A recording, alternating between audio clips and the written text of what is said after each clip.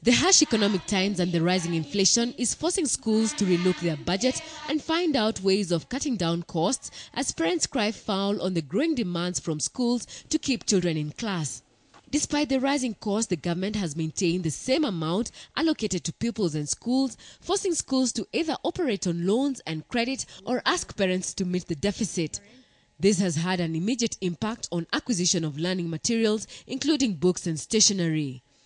According to the Free Primary Education Disbursement Program, each pupil in primary school is entitled to 1,020 shillings per term. While the government has fulfilled its side of the bargain, most schools have been diverting their money to other uses and taking the books on loan.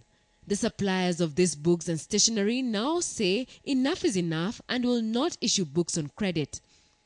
We have had a lot of problems with secondary schools, especially because of the money owed to our members by secondary schools. Right now we are owed to a tune of 2 billion. The crisis is expected to worsen an already bad situation since pupils already share some of the books and equipment.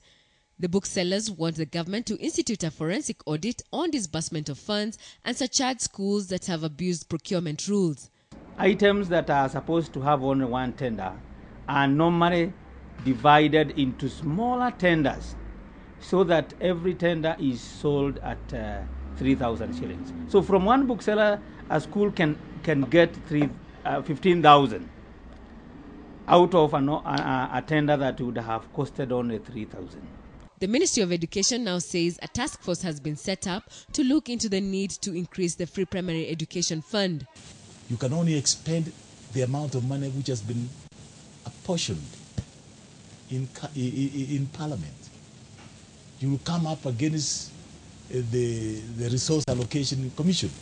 The crisis threatens to reverse the gains made in the Free Primary Education Program, especially if parents will be forced to buy textbooks and other equipment to ensure children get a good education. Mwendwa Kiogora, KTN Prime.